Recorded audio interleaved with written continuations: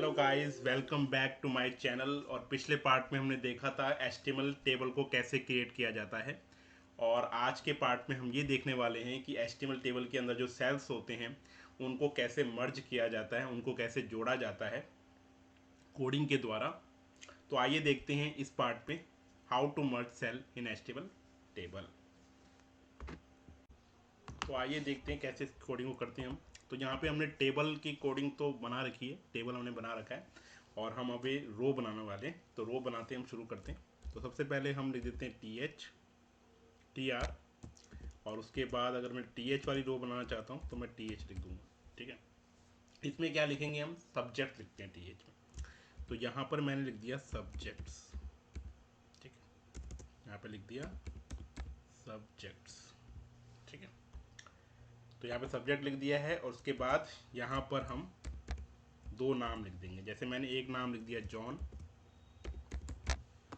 John लिख दिया मैंने एक नाम, और दूसरा मैंने नाम लिख दिया सैमी। ठीक है, तो ये दो नाम मैंने यहाँ पे लिख दिए हैं।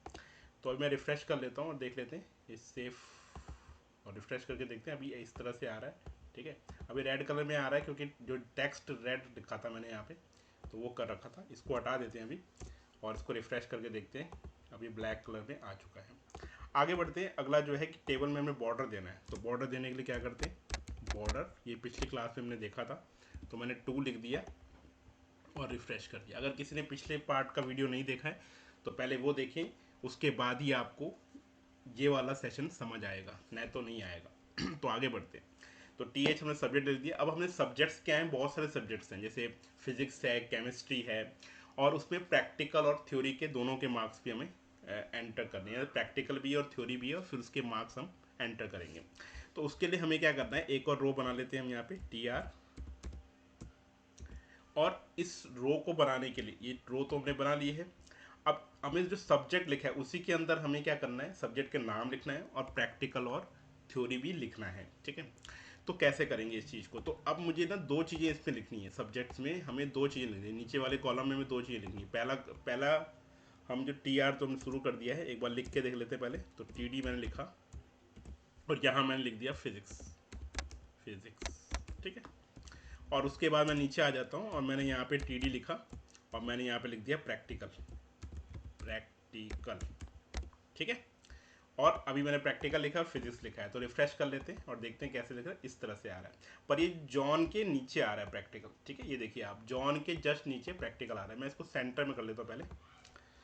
तो अलाइन सेंटर, और थोड़ा सा बड़ा भी कर लेते हैं हम ताकि आपको समझ आ सके। तो इसको सेंटर में कर दिया और रिफ्रेश कर दिया। ठीक है, अब मैं बड़ा कर लेता हूँ थोड़ा सा। तो ये देखिए, अब जो सब्जेक्ट्स आ रहा है, ये जॉन जो आ रहा है आपका, ठीक है, सब्जेक्ट आ रहा है और जॉन के जस्ट नीचे प्रैक्टिकल लिखा हुआ आ रहा है। पर हम चाहते हैं कि सब्जेक्ट के जो कॉलम है, जो सब्जेक्ट का जो हेडिंग है, उसी के नीचे, उसी के जस्ट नीचे फिजिक्स भी लिखा हुआ है और प्रैक्टिकल भी लिखा हुआ है।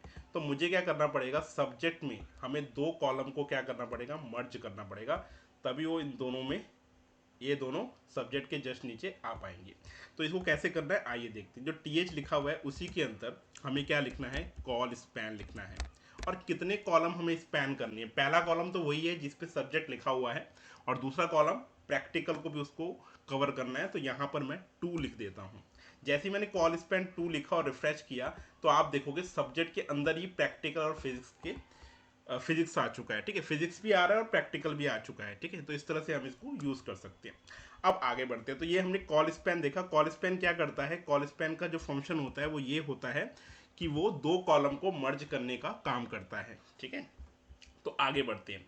अब देखो फिजिक्स के अंदर जो है, जो फिजिक्स मैंने लिखा है, फिजिक्स जो मैंने लिखा है सब्जेक्ट, उसी के साथ में प्रैक्टिकल भी आना चाहिए और जस्ट उसके नीचे थ्योरी आना चाहिए। मतलब प्रैक्टिकल आना चाहिए और जस्ट उसके नीचे क्या आना चाहिए, थ्योरी आना चाहिए। यानी कि यहाँ पर अगर आप देखो तो एक रो तो ये वाली कवर होगी प्रैक्टिकल की और दूसरी रो उसकी थ्योरी वाली कवर होगी।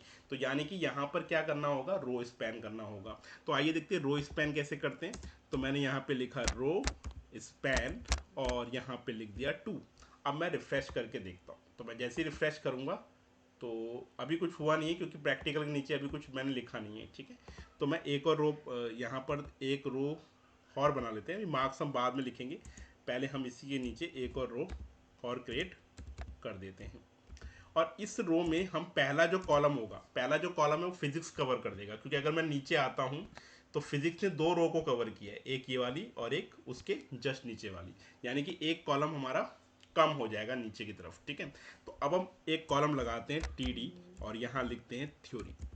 तो मैं यहाँ लिख देता हूँ थ्योरी और मैं इसको रिफ्रेश करके आपको दिखाता हूँ कैसे किया। ये देखिए अब ये दोनों यहाँ पे आ गए हैं और ये रो स्पैन किया मैंने फिजिक्स में, इसलिए उसने पहली रो को भी कवर किया है और उसके जस्ट नीचे वाली रो को भी कवर कर लिया। पर फर्क क्या हुआ, नीचे वाली जो रो है उसमें एक कॉलम कम हो जाएगा। क्यों? क्योंकि फिजिक्स ने नीचे वाले कॉलम को एक कवर कर लिया। क्यों किया? क्योंकि मैंने वहां पर रो स्पैन 2 लगा दिया। तो रो को स्पैन करने के लिए, रो को मर्ज करने के लिए इसका यूज किया जाता है। तो यहां तक हमने देख लिया है। अब हम जॉन और सैमी के नीचे मार्क्स लिख देते हैं, प्रैक्टिकल और थ्योरी के। ठीक है, तो प्रैक्टिकल के भी लिख देंगे और थ्योरी के भी लिख देंगे। तो जहां पे हमने प्रैक्टिकल लिखा था उसी के जस्ट नीचे एक कॉलम बना लेते हैं और यहाँ पर एक मार्क्स लिख देते हैं। ठीक है, और रिफ्रेश कर लेता हूँ। तो जैसे मैं रिफ्रेश करूँगा ये देखिए जॉन के नीचे मार्क्स आ गए। अब सैमी के नीचे ये मार्क्स चाहिए मुझे, तो मैं एक और टी बना लेता हूँ और यहाँ पर लिख देता हूँ 77 और फिर से रिफ्रेश कर लेता हूँ। तो ये देखिए ये दोनों आ गए इधर। अब थ्योरी वाले मार्क्स मैंने एंटर करने। थ्योरी वाले मार्क्स कहाँ लिखे? नीचे वाली रो में लिखे। तो मैंने जो दूसरी रो बनाई थी जहाँ पे मैंने थ्योरी लिखा था, जो दूसरी रो मैंने बनाई थी जहाँ मैंने थ्योरी लिखा था, वहीं पर हमें इसको लिखना होगा। तो यहाँ पर लिखने के लिए हमें क्या करना है, टी और थ्योरी के मार्क्स हम एंटर कर देते हैं, जॉन के भी और सैमी के भी। ठीक है, तो अभी मैं यहाँ पे कर लेता हूँ और रिफ्रेश कर लेता हूँ। तो ये देखिए दोनों के मार्क्स हो गए, जॉन के भी मार्क्स आ रहे हैं और इसके भी मार्क्स आ रहे हैं। ठीक है, अब एक और सब्जेक्ट हम लिख लेते हैं नीचे की तरफ। तो ये हो गया, आपको समझ आ गया यहाँ तक। ठीक है, अब नई रो हमें लेनी है, नई रो लेनी है जिसमें हमें एक और सब्जेक्ट लिखना है। तो मैंने यहाँ पे लिखा टी आर और फिर मैंने यहाँ पे टी डी लिखा। अब आप देखोगे जब नया जो सब्जेक्ट होगा, जैसे मैंने केमिस्ट्री लिखूंगा तो केमिस्ट्री में मुझे मर्ज करना पड़ेगा। तो मैंने यहाँ पे केमिस्ट्री लिख दिया पहले तो, और यहाँ पर रिफ्रेश कर लिया तो नीचे केमिस्ट्री आ जाएगा। ये देखिए आ गया।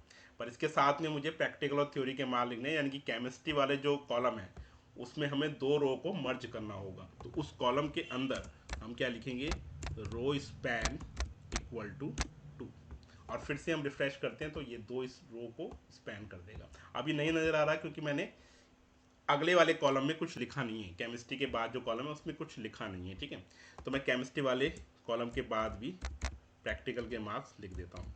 तो मैं लेता हूँ प्रैक्टिकल और यहाँ पर रिफ्रेश कर लेता हूँ। देखो रिफ्रेश कर लिया है। ठीक है, इसके बाद मैं इसके मार्क्स जोड़ देता हूँ जॉन के 87 और इसी की तरह मैं यहाँ पर दूसरे मार्क्स जोड़ देता हूँ। ठीक है, किसके? सैमी के।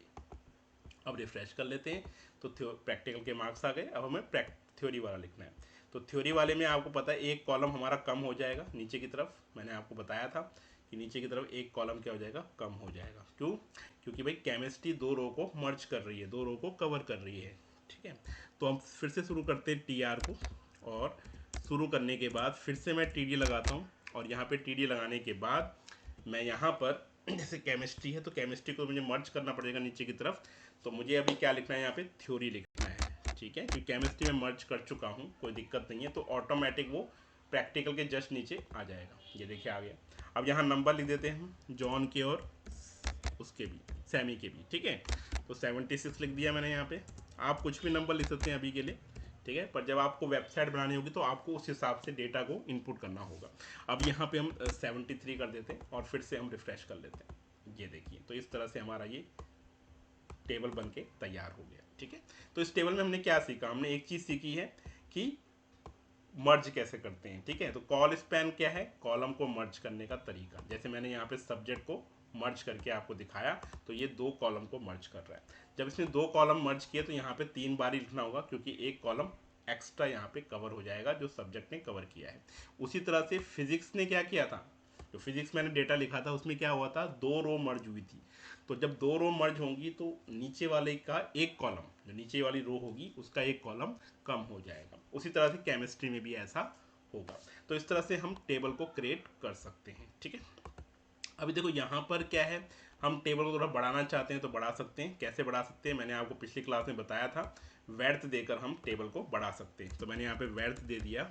मैं टेबल को थोड़ा छोटा कर देता हूँ क्योंकि ये अगर मैं बड़ा रखूँगा तो आपको न समझ नहीं आएगा। तो यहाँ पे वर्थ मैं दे देता हूँ, कितना परसेंट वर्थ दे देता हूँ मैं, 40% दे देता हूँ। ठीक है, मैंने 40% वर्थ दिया, रिफ्रेश किया तो ये थोड़ा सा बड़ा हो जाएगा। वैसे 40% ये पहले से।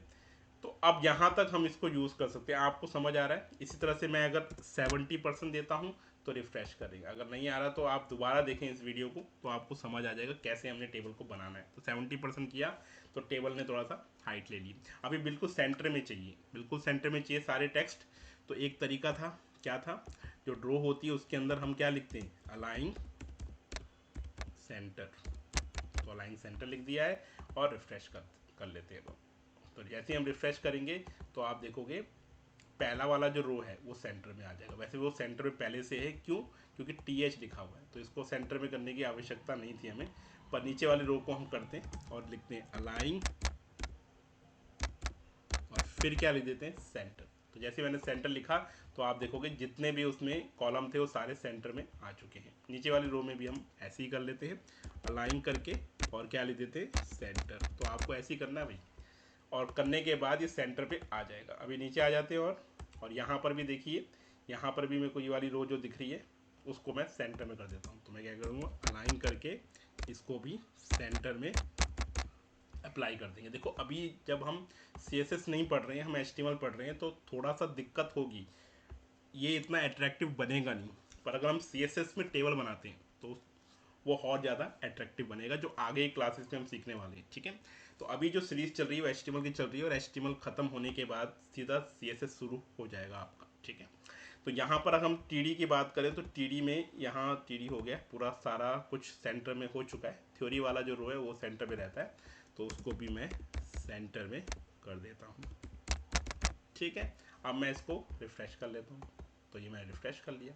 अब इस पूरी टेबल को कलर देना है, तो कलर देने के लिए मैंने आपको बताया था क्या होता है, BG कलर। तो यहाँ ले देता हूँ BG कलर और कोडिंग दे देता हूँ। कोडिंग क्या था, H देना है और C 3 बार C दे दोगे और रिफ्रेश कर लोगे तो टेबल इस तरह से क्रिएट हो जाएगा। इसके बाद आगे की तरफ बढ़ते हैं। तो टेबल हमने यहाँ पे तो क्रिएट कर लिया है। अब इसके बाद पहली जो रो है उसमें अलग कलर देना चाहता हूँ। तो अलग कलर देने के लिए मुझे क्या करना पड़ेगा, यहाँ पर TH के अंदर या TR के अंदर जो पहली जो रो है उसी में हमें BG कलर लिखना होगा। तो BG कलर मैं यहाँ पे दे देता हूँ, वाइट दे देता हूँ। ठीक है, या वाइट ऑरेंज दे देता हूँ, तो ऑरेंज दे देता हूँ मैं, या कोई और कलर देना चाहते हो तो वो भी दे सकते हो। रिफ्रेश करते हैं तो इस तरह से हमारा ऑरेंज कलर का रो बन जाएगा। ठीक है, तो ये हमने यहाँ पे सीख लिया है। इसके बाद एक ऑप्शन होता है इसमें, वो होता है सेल स्पेसिंग का। तो सेल स्पेसिंग का ऑप्शन कैसे देते हैं, देखो यहाँ पे मैं लिखता हूँ सेल स्पेसिंग ऐसे, और कितना स्पेस आपको देना है वो यहाँ पर मेंशन करना पड़ेगा आपको। जैसे 30 देना चाहते हो तो 30 मैंने लिख दिया और रिफ्रेश कर लिया, तो आप देखोगे तो कितना ज़्यादा गैप आ गया, बहुत ज़्यादा गैप आ गया ना। तो अगर मैं इसमें 10 देता हूँ तो थोड़ा सा कम गैप आपको दिखेगा सेल के अंदर। सेल में जो स्पेसिंग होता है उसको हम सेल स्पेसिंग कहते हैं। ठीक है, अभी भी ज़्यादा लग रहा है तो आप इसको कम कर सकते हैं। जैसे मैं 5 कर देता हूँ और मैं फिर से रिफ्रेश करता हूँ, इसको कहते हैं सेल स्पेस। ठीक है, एक सेल मार्जिन भी होता है, पर वो इसमें इतनी आवश्यकता नहीं है इसकी। पर हम जब CSS पढ़ेंगे तो वहाँ पर मैं आपको बताऊंगा कि सेल मार्जिन कितनी आसानी से हम कर सकते हैं। ठीक है, सेल स्पेसिंग की जरूरत ज़्यादा पड़ती है अगर हम देखें इस टेबल में। तो इस तरह से हमने एक टेबल क्रिएट कर लिया है। इसमें हमने क्या क्या चीज़ें सीखी है वो मैं आप रिवाइज करा देता हूँ। मैंने कॉल स्पैन बताया आपको, कॉलम को कैसे मर्ज करना है। दूसरा रो स्पैन बताया जिसमें रो को मर्ज करने का हमने तरीका सीखा।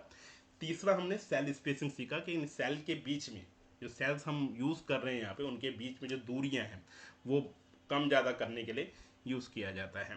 तो आज के वीडियो में हम इतना ही करते हैं। ठीक है, अगले वीडियो में मैं आपको इमेज कैसे लगाते हैं वो बताऊंगा। ठीक है, और लिस्ट कैसे बनाई जाती है HTML में वो भी समझाऊंगा। तो मिलते हैं नेक्स्ट वीडियो में।